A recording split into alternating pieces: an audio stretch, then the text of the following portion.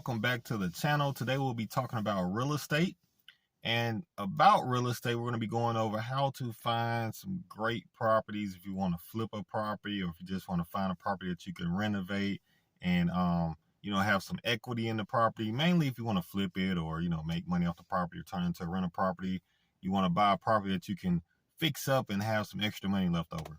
So there are a few different ways to do that. Now, one way you could do is check with a realtor. Now, I know some people don't like dealing with realtors, but if you can find a trustworthy realtor, you can check with a realtor and they may be able to help you locate those properties.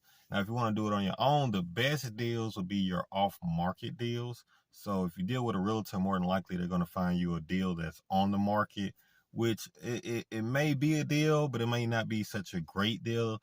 The only way to really know if you're going to go through the realtor route would be to see how long the property's been on the market. So if the realtor say, hey, I got a property that's only been on there one day, then that's more than likely a deal, because if it's a great deal, it's not going to be on the market no more than about 2 or 3 days tops. I've seen it. There was one time there was a duplex. It stayed on the market like one weekend. That was it. I think Saturday and Sunday was gone. So if you go the realtor route, anything or on the market properties, then it shouldn't be on the market no more than about 3 days. If you see a property you think it's a deal and it's been on there longer than that, you might want to double check, triple check your numbers, because the reason it's been on there a little bit longer and maybe they're asking too much for it. It's probably not a deal if it's been on there more than 3 days. So that's that's that route. Now, if you don't know what on market is, these are properties that are advertised for sale. So they advertise for a sale. They could either be online, local newspaper, or sign in a yard, something like that. But more than likely, they are properties that are advertised, they are for sale. Now, your off-market properties, this is where your deals are really at. Your off-market properties, because no one knows these are for sale. Matter of fact, the owner really wasn't planning on selling, or maybe they thought about selling. They just were not sure that they want to sell it yet, or what the price is. But your off-market properties are where you're going to find the best deals, and that's because they're not advertised yet, and it's a reason the person hasn't sold it yet, or maybe hadn't thought about selling it yet.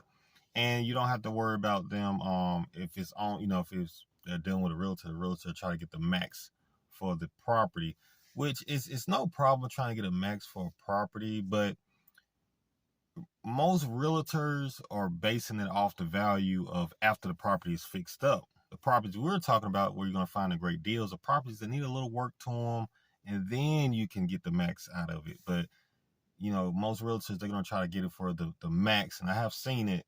They will try to get the max out of a property that needs a lot of work, and it just doesn't work that way. Matter of fact, it's a property right down the road from me. They want like almost $500,000 for the property, and the property is non-livable. Like, you can't even move in there yet, and it's in a residential neighborhood, and the houses in that neighborhood are only worth about that much fixed up. So why would I give you the same amount for a house that I can't move in, but I want to pay top dollar for it? Another prime example, there's a property that someone is wanting. They want like $850,000, and once again, the property is not movable. So this property, it has some land that goes with it, but land is good, but it doesn't have that much value where you pay almost $1 million for a property that you can't even use the property. Like, you can't move in there. If you're going to be paying numbers like that, that property needs to be set and ready to go. Now, it all depends on what area you're in, but the area I'm in, no reason. The average house is around like 300,000, something around there. So that gives you a kind of insight of why those numbers are way overpriced for this area. But that's just a few examples. Now, off-market. Now, when you're doing off-market deals, you want to probably drive around. I do another video, so make sure you guys subscribe to the channel. I'll do another video, and I'll show you how to do it. You're going to drive around, and you're going to you look for properties that, look like they need work, look like they're abandoned. And if you can definitely find properties that are abandoned, like no cars in the driveway, if it's got boarded up windows, if it's the grass is super tall and it looks like nobody has been in and out of the driveway. And I'll try to give you guys some details when I'm riding around doing that, of how to tell if a property is, abandoned. So, because sometimes the property may also be abandoned, but it doesn't look like it because some people keep it up, and then you also have properties that look abandoned, but someone actually stays there. So it's kind of like you gotta find the in between line on that. But it's a way to tell if it's abandoned or not. And so you drive around and you get the addresses to these properties. Go back and do your research, and I'll have to go over this in another video because I don't like to make the video too long. But you do the addresses and all that, and then you will reach out to the people, and they will say, hey, you know what, I wasn't really thinking about selling it, but since you asked, let's see, can we work some numbers? And I have found some great properties that way. Actually, I just found a fourplex that exact same way. Sweet property. Yeah. So off market is where you want to go. Now there are a couple other things that you want to do, and as far as you gotta know how to do your numbers and all that good stuff. So just make sure you hit the subscribe button, because I can't give you all of it in one video. I mean, it's a lot to it, but once you get the hang of it, it's pretty much smooth transaction. But to give you an idea, you want to make sure, you want to know what the properties are worth. And let me go back a little bit. When you're riding around, know your area. If you don't know the area, then you're gonna have to ride around and figure the area out. But just try to go in areas that you know. So if you know your area, then you should know about what properties you're looking for. A neighborhood where the properties are not new, more older properties. Find areas where the properties are more older, because that's going to be where the properties need to be fixed up. No need to hunt down a property that's going to be in a new neighborhood, because that property is more than likely not going to need any work to it. So therefore, it's hard to find a deal like that. Not saying it's impossible, but it's harder to find a deal in a nicer neighborhood, because those properties tend to need less work. Find older neighborhoods. Any older neighborhood, the house is more likely outdated. It's been there for a while. Maybe the roof is worn. Maybe, it's need to be updated on the inside. The paint is, need all that good stuff done to it. Stay away from newer areas, because those properties are already good to go. They don't need any work. And those are the areas that you spend a lot more money on. So the older neighborhoods, that's where you want to target at. Try not to get in areas that are too run down, because I've seen some areas that are like very run down.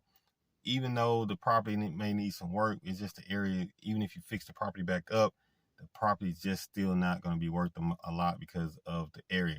Now, tip, I probably should have started the channel with this.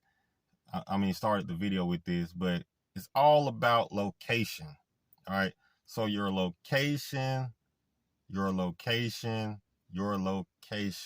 All right. So when you determine the value of a property, it's all about where the property is located. All right. I don't care if the property has gold floors. It's all about the location. All right. I've seen where people have took a property in an okay area and have overspent fixing the property up.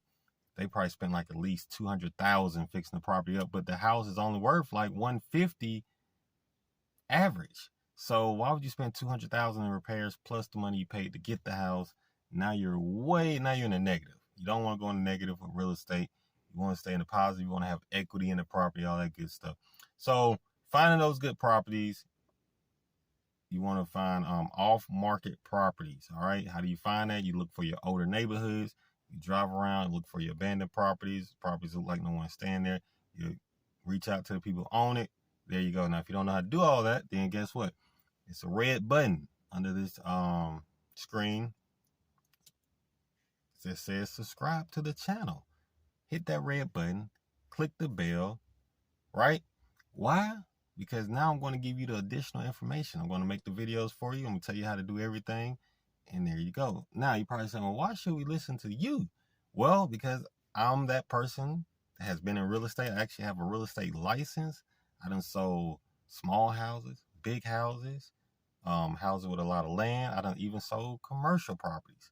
So, hey, we done some wholesaling. Actually working on a property that we're fixing up now. So, hey, I would like to share this information. If you're willing to learn, I'm willing to share it. And all you gotta do is click a red button, subscribe to the channel, and there you go.